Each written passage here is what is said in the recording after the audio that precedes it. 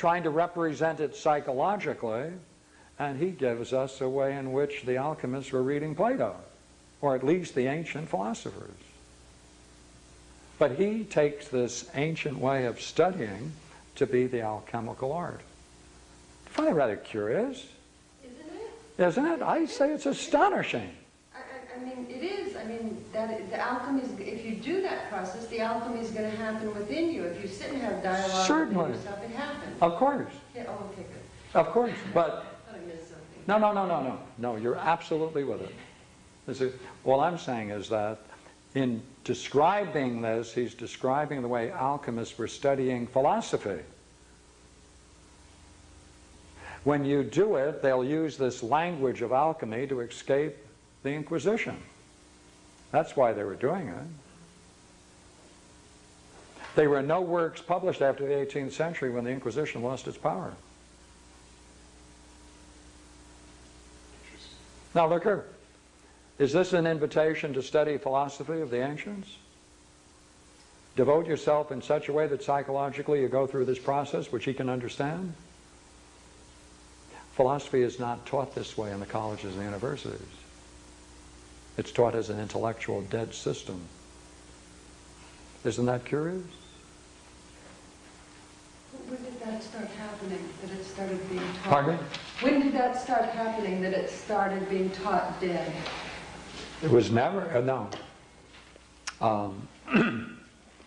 One of the things our culture has done is that, see, there's a very interesting period in history, and maybe I'll give you a quick look at it.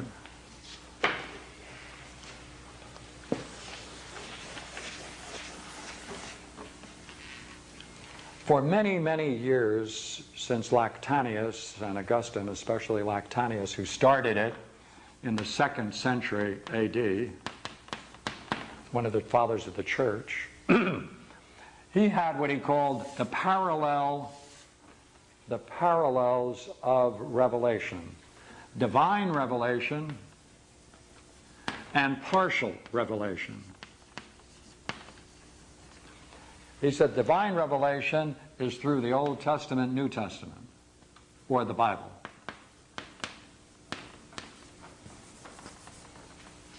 He said there is something curious happened, he said, actually.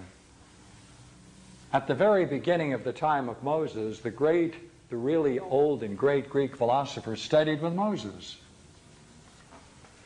And therefore, from the Bible, from the very earliest time of Moses through the prophets, you can put next to them all of the great Greek philosophers.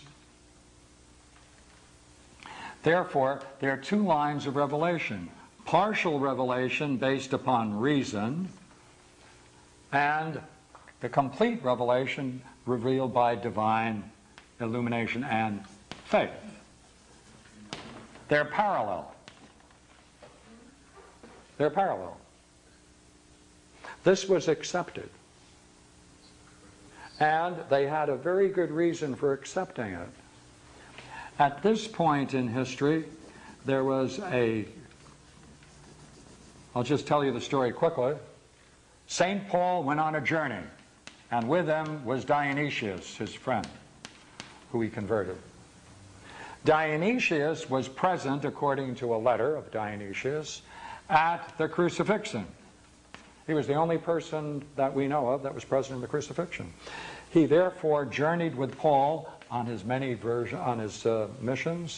and therefore helped in the spread of Christianity, evangelizing Christianity.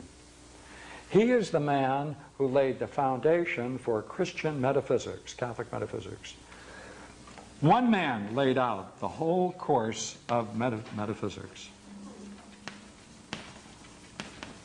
A splendid metaphysics, I want to assure you.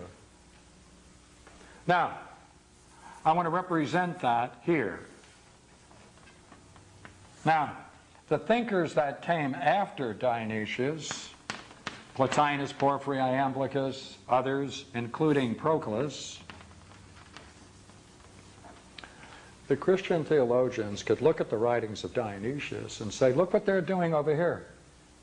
all they're doing is plagiarizing us,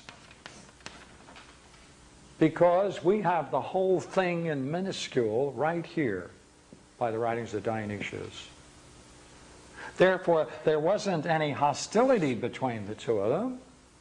Christians were quite content knowing that their writings were divinely revealed and anticipated the whole rational development of philosophy and metaphysics. Therefore, it was quite apparent, now you have to think now for a moment, now the writings are coming in from Byzantium. The first time the Greek texts are coming in the first time into Byzantium, into Florence. They're being translated.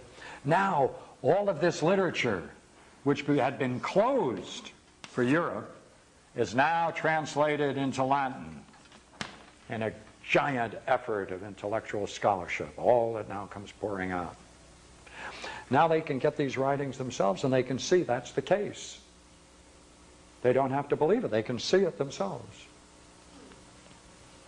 Oh, by the way, a chap by the name of Lorenzo Valla came along. And if anybody should write a play about Lorenzo Valla, this would be a hit. This is one of the greatest intellectual figures in the European history, and no one studies him. He did many, many things that are truly remarkable. One of the things he did, he learned classic Greek. Everybody wanted to get into these intellectual ideas, jumped in and learned classic Greek. So he went to the church and he said, "Excuse me, I'd like to take a look at this document, this great metaphysics of Dionysius." And he looked at it and he wrote a little letter. The letter said, "I would like to inform you that this work could not have been the work of Dionysius at the time of Jesus Christ. He could not have been at the crucifixion.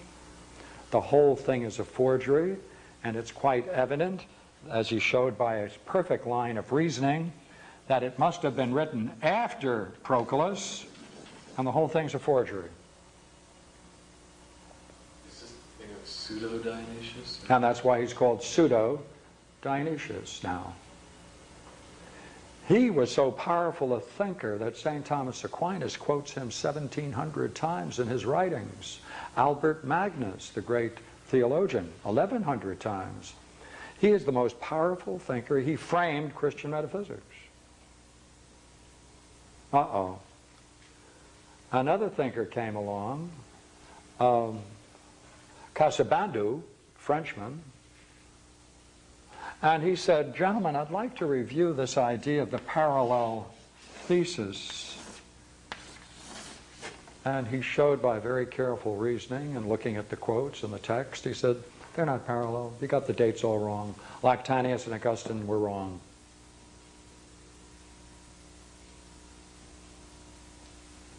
What did that do? It means they weren't parallel. It means that many of these things the Greeks preceded the Christians, that they accepted forgeries, and their whole tradition is based upon forgeries.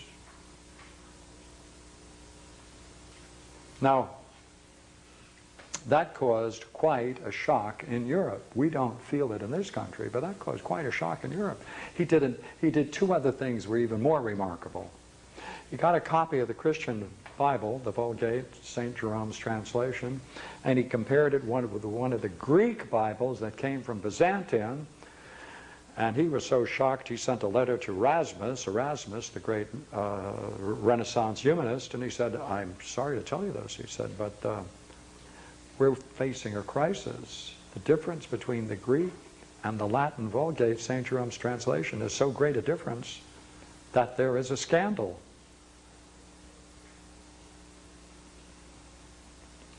Did they ever figure it out? Oh yeah, they had St. Jerome, who translated from the